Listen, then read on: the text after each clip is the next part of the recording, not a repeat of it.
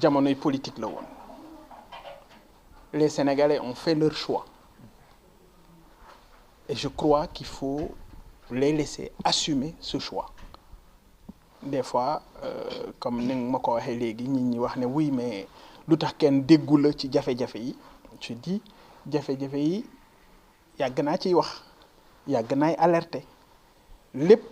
lu nekk ci li xew jamono ji ci réew mi boo gisee suma vidéo yi nit ñi di tegaat day mel ni vidéo yu bees la donc la ma ci jublu woon rek mooy artu wax nit ñi ne lii dana am ci réew mi ñii kat nii la ñu mën a doxale seen xam-xam fii la toll seen doole fii la yem am nañu yéene mais mënuñu waaye nag day toll benn moment il faut ñu bàyyi leen ñu doxal boo seetloo bi ñu leen falee dès mars 2024 dama observé benn 3 mois ma gis xam ne lii du dem ma jóg ci ñi bokk dénoncer wax alerter am ñu ne sax uy Bougane dafa teel a opposé wu teelu ma woon a opposé wu dama xam fi sama gars yi jëmoon et tey yaakaar naa ne l'actualité brûlante bu mu ci nekk poñ boo ci jël rek mun naa ne la dellul ca la ma waxoon et boo ko gëstoo xam ne wax dëgg yàlla alerté woon naa Sénégalais yi. buñ ci doon delluwaat par exemple bokk na ci ay wax maanaam gisee président Diomaye ak Macky Sall bokkoon nga ci ñi ko njëkk a wax ñu dem ba ci ab diir ñu dégg kenn ku bokk ci ñoom Pape Mada génn wax ci maanaam dëggal sa wax ja nga waxoon bi nga déggee mu wax kàddu yu mel noonu noo jàngatee réaction wu Sénégalais yi nga xam ne dañu doon naan Bougane li muy wax fan la ko teg. des na yeneen yuy ñëw am na yeneen yuy ñëwaat am na yeneen yu war a feeñaat am na yeneen yoo xam ne dañu koy nëbb mu war a feeñaat yemul rek ci gise ba ñu gisee woon mook Macky Sall dem naa ba wax ci amnistie bii tey ne leen duñ ko mus a teggi duñ ko mus a abrogé yegguñu ci li ñuy wax yépp waxi nax saxan nag la. woote nañ la dëgg. ma ne Sénégalais yi ñooy jël seen responsabilité crise sociale ci dàqe bi crise économique réew mi taxaw demul buñ ci bëggee dolli crise politique dafay am leneen lu muy niru et sama waxi démb mooy sama waxi tey abrogation loi d'amnistie du musa am dellu si ci criminaliser coowal góor jigéen du musa am Sénégal parce que moom Ousmane Sonko wax naa leen yàgg na ne leen jënd na ci glace Sénégal génn franc CFA pare nañ ci. tax yu mel noonu ñu génn ci. mais yooyu yëpp wax naa ko dañ ciy génn parce que bañ cay dugguwuñu ci woon ak conviction dañ ci duggoon ngir tuur lëndëm Sénégalais yi ngir nit ñi jafe-jafe yi ñu amoon ñu jàpp ne Sénégalais yi réussir ñoo leen ko teg dem nañu ba gëmloo nit ñi ne képp ku am martaba wala daraja ci réew mi tekki woo dara sàcc nga baaxuloo ana des médias du presse bi lañ njëkk attaqué waaw lu ñu waxoon du des médias dafa yoreel bor impôt état 4 milliards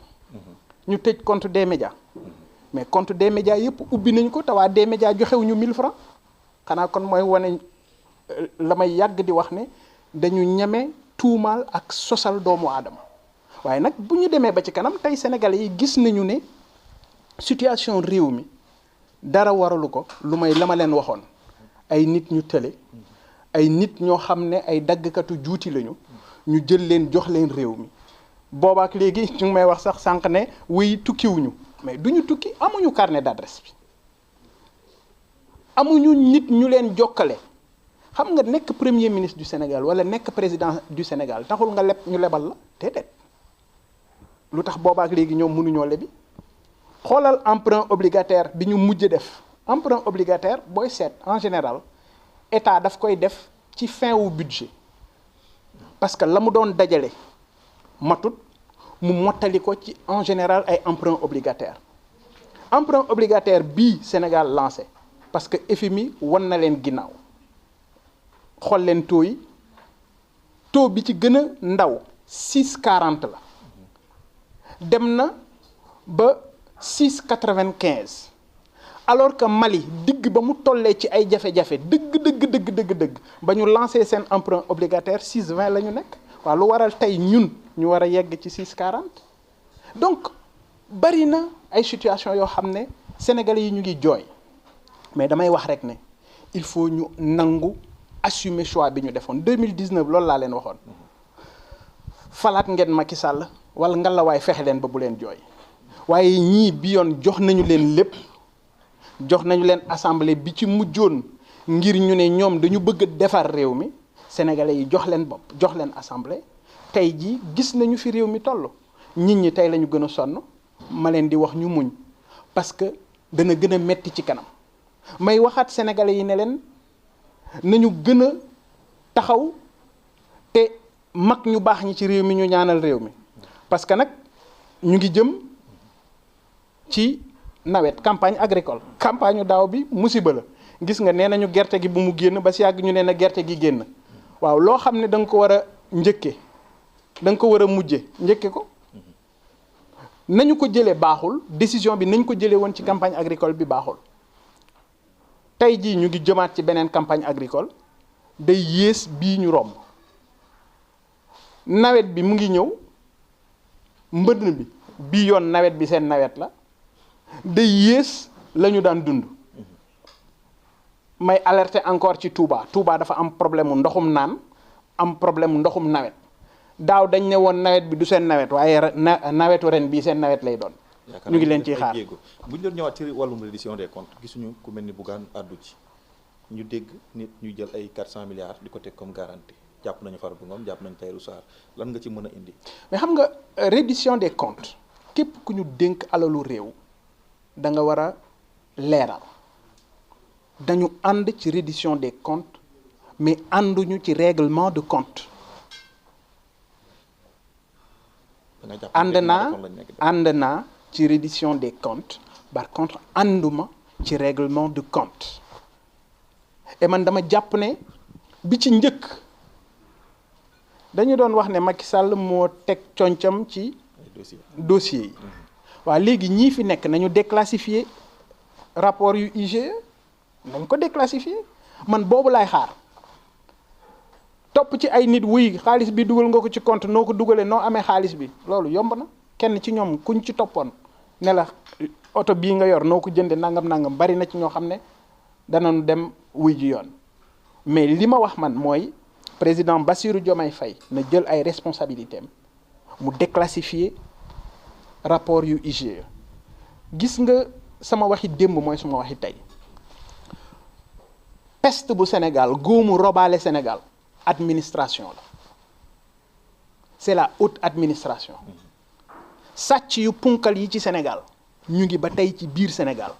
nguur gu fi nekk yàgg sàcc yooyu yéenay àndandoo di sàccandoo ci biir réew mi lu leer laa wax. kon ñoom nekk ñu di raxas administration.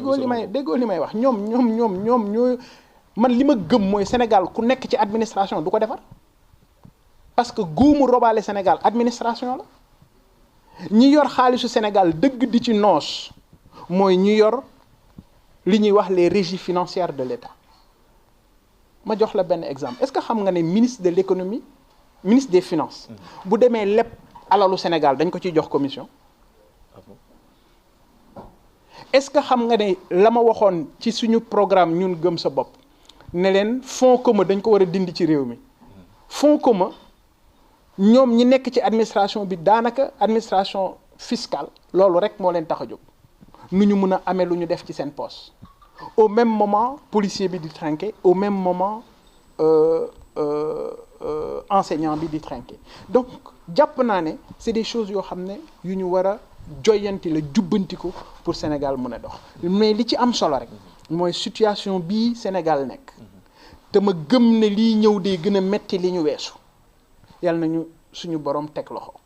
yàlla na mag ñu baax ñi ci réew mi gën a jël seen kurus te ñaanal réew mi parce que Sénégal soxla na ko et loolu moo gënoon a tax sax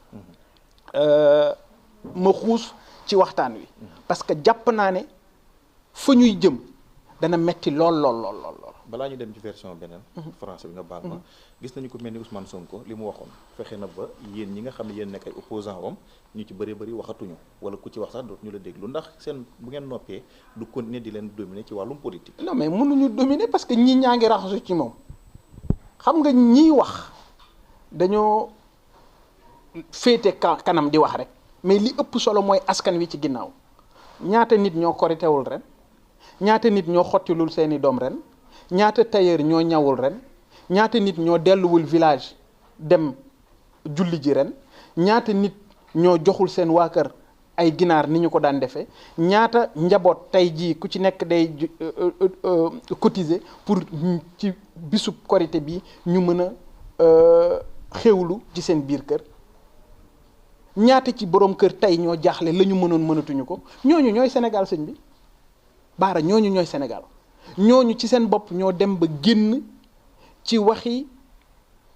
daanu saret ya ñu leen doon wax ñu xam ne lii naxaate la woon kon gëw ma ne ñi doon opposé wu dañu toog téye seen làmmiñ ngir seen coobare déedéet c'est parce que tey dafa am beneen situation boo xam ne nit ñi ci seen bopp et puis nit ñi ñooy jël seen responsabilité et puis Ousmane Sonko opposé ko jafewul ay kàddoom moo koy opposé wu tey benn opposant principal la Ousmane Sonko am bu ñu ëpp doole ñun ñëpp muy vaar ku déglu vaaram xeeb ko ku déglu vaaram génn ci moom mais loolu moom moo koy dugal ci gutta ba Sénégal yi génn ci moom ba raxasu ci ba set wecc incha allah. Alors, pour la version française. Alors, aujourd'hui, c'est le jour de Korité. Alors, d'abord, le premier message à l'endroit des fidèles musulmans. Dama ciy profito également pour masawu waa groupe Futur Média parce que li dal ci seen kaw ak li ñu leen bëgg a def deltu ginnaaw la ci démocratie deltu ginnaaw la ci at yu bari yoo xam ne nit ñi xeex nañu ko pour démocratie taxaw ci réew mi xam nga parfois vous la presse da ngeen am le mauvais rôle gars yi bu ñu nekkee ci opposition dañu naan ñoom ngeen àndal bu ngeen ñoom bu ñu jëlee réew mi ngeen continuer ci lancer ba ngeen nekkoon ñu ne dafa am ñu nekk seen ginnaaw et c'est dommage boo seetloo bi fi Ablaye Wade faloo ba léegi même situation boobu la presse bu Sénégal di dund alors il est grand temps que la presse gën a jël seen responsabilité mais surtout également ñu wax justice que mu gën a mun a tëddee njaaxaanaay pour mun a def liggéeyam parce que ay nit ñëw fekk la ci sa bërëbu liggéeyukaay ñëw di la intimider ñëw di la harceler je crois que le Sénégal ne mérite pas ça le groupe Futur Média le groupe Walfadjri le groupe des médias tous ces grands groupes de presse au Sénégal et même les sites web les web TV ku ci nekk ci niveau bu mu nekk dafay contribuer ci luy defar démocratie bu Sénégal. gis nañu ay attaques ci ay piratage surtout ci site web bi loolu ci tiital la. vous savez àdduna fu mu toll ci avancée technologique day laaj ay mise à jour man dama jàpp ne ci jëf ji dañ koy ñaawlu mais sur le plan technologique sur le plan informatique il faut que seen DBA yi seen ñi nga xam ne dañuy gérer base de données ñu gën a xereñ parce que nag àdduna foofu lañ toll boo xoolee da ngay gis Russie di song yeneen réew yi ci sur le plan informatique foofu la àdduna toll xeex bi day dem beneen instant ci beneen niveau guerre numérique lay doon kon bu gaa yi xëccoowee ci xalaat sottiwul il faut ñu xaar ne danañ dem ci benn xëccoo sur le plan numérique et dama leen di encourager di mettitlu déjà attaque yooyu ñuy def contre ces sites d'information mais di leen gën a ñaax pour que ñu mën a aar seen bopp sur le plan de la sécurité. Voilà. Alors d'abord demander pardon après un mois de jeûne, c'est important de demander pardon aux Sénégalais, de prier pour qu'il y ait davantage la paix et cette concorde tant souhaitée dans ce pays. C'est le moment d'inciter davantage la classe politique à plus de retenue, mais surtout faire comprendre aux Sénégalais que nous allons vers des moments extrêmement difficiles. C'est vrai, la situation économique aujourd'hui, elle n'est pas reluisante. Notre système économique, à la limite, est à terre. Il incombe maintenant aux autorités républicaines de trouver les voies et moyens pour relancer l'économie sénégalaise. Vous avez posé la question de savoir pourquoi sur certaines questions brûlantes de l'actualité, on ne m'a pas entendu. J'ai dit, pour moi, il y a un moment pour faire de la politique, il y a un moment également pour se concentrer sur nos activités professionnelles. Et c'est ce que je suis en train de faire. Seulement, seulement aujourd'hui, tout simplement, de regarder mes anciennes vidéos et se rendre compte que j'avais déjà alerté sur beaucoup de choses. En tout cas, sur l'essentiel de l'actualité, je m'étais déjà prononcé là-dessus. Que ce soit la loi d'amnistie, que ce soit les rencontres entre Macky Sall et les dirigeants de PASTEF, j'avais déjà alerté sur ça. Malheureusement, en ce moment, les Sénégalais prenaient véritablement ces paroles comme des paroles politiciennes. Aujourd'hui, le temps nous a donné raison. Et je dis encore une fois, il y a d'autres révélations, d'autres confirmations des alertes que j'avais eu à formuler qui vont venir dans les jours à venir. Ousmane Sonko qui connaît de gagner le terrain politique, est-ce que ça vous arrange?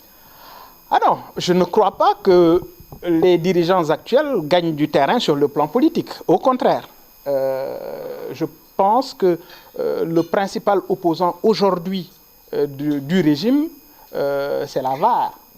Et chaque fois que nous visionnons les VAR de Ousmane Sonko, on se rend compte véritablement d'une supercherie, on se rend compte que les Sénégalais ont été dupés, on se rend compte que nous faisons face à un régime incompétent, à des dirigeants irresponsables de par leur comportement, de par les orientations qui sont en train d'être déroulées. Et aujourd'hui, c'est le moment d'attirer l'attention des Sénégalais que nous allons vers des lendemains extrêmement difficiles. C'est important de faire comprendre à tout un chacun que les jours à venir seront extrêmement difficiles et il incombe aux autorités compétentes de trouver les voies et moyens parce que c'est aujourd'hui le travail qui leur incombe et c'est à ces autorités de trouver des solutions pour d'abord relancer l'économie qui est à terre, mais surtout prendre des orientations idoines par rapport à la future campagne agricole qui avance à grands pas, mais également la question des inondations, parce que l'hivernage va bientôt s'installer et on se rend compte véritablement des problèmes qu'on a eus depuis un bon bout de temps sur des questions concernant l'hivernage. Merci beaucoup, Président. Et le message aux Sénégalais par rapport... Écoutez, c'est un message de paix, de concorde, un message adressé à toute la Oumma islamique. Et surtout demander pardon aux Sénégalais, mais également demander à nos autorités religieuses de prier davantage pour ce Sénégal dont l'économie est à terre. Les difficultés sont ressenties aujourd'hui au niveau de toutes les couches de la population. Ces difficultés sont d'ordre économique, social, et malheureusement, je crois que le Sénégal est en train de souffrir et on n'a pas besoin d'en rajouter une autre crise, une crise politique avec cette histoire d'abrogation partielle de l'amnistie. J'avais déjà également alerté sur cette question. Ousmane Sonko et son équipe ne vont jamais abroger la loi d'amnistie. ils ne vont jamais criminaliser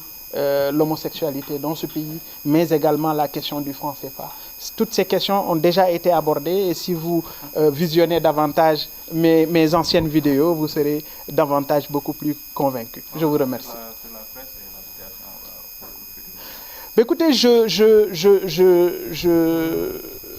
me solidarise au groupe Futur Média. Vous savez, je suis un produit de Futur Média. Je suis parmi ceux qui ont véritablement lancé le groupe Futur Média. C'est désolant en 2025 que la presse soit attaquée de cette manière. Cette presse qui s'est tant donnée, cette presse qui a été de tous les combats. Je crois aujourd'hui, le groupe Futur Média ne mérite pas ces attaques dont il fait l'objet, mais c'est véritablement toute la presse. On a l'impression que ce nouveau régime est allergique à la presse. Rappelez-vous, au tout début de ce régime, les patrons de presse ont été qualifiés et accusés de délinquants fiscaux. On nous a dit que nous étions des délinquants fiscaux. Aujourd'hui, le groupe des médias, rappelez-vous, avait été accusé de mauvais payeurs, d'un groupe qui doit 4 milliards aux impôts.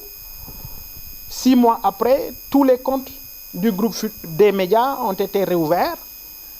Et pourtant, si les informations sont bonnes, des médias n'a pas payé 1000 francs aux impôts. Ça ne veut pas dire que des médias ne doivent pas et ne veulent pas payer aux impôts. Mais il faut qu'on arrête ces accusations. Il faut que nos dirigeants comprennent que ce pays a besoin de stratèges. Ce pays a besoin d'orientations stratégiques importantes pour relancer l'économie et qu'on arrête d'accuser les gens. J'ai l'habitude de dire qu'on a des impotiers à la tête de ce pays et par déformation professionnelle, ils pensent tout simplement qu'il n'y a que les impôts pour faire marcher un pays. Et comme disait l'autre, trop d'impôts tue l'économie. Une dernière question sur la sortie d'Amadou Ba. La sortie d'Amadou Ba. Qu'est-ce qu'il a dit? Ah mais ça, c'est son avis. Je ne pourrais commenter l'avis d'un vis-à-vis politique. Amadou Ba est libre à lui de dire ce qu'il pense de ce pays. Peut-être que le moment venu, je prendrai le soin d'écouter davantage ce qu'il a eu à dire et je donnerai certainement mon avis là-dessus. Merci beaucoup. Je vous en prie. Merci.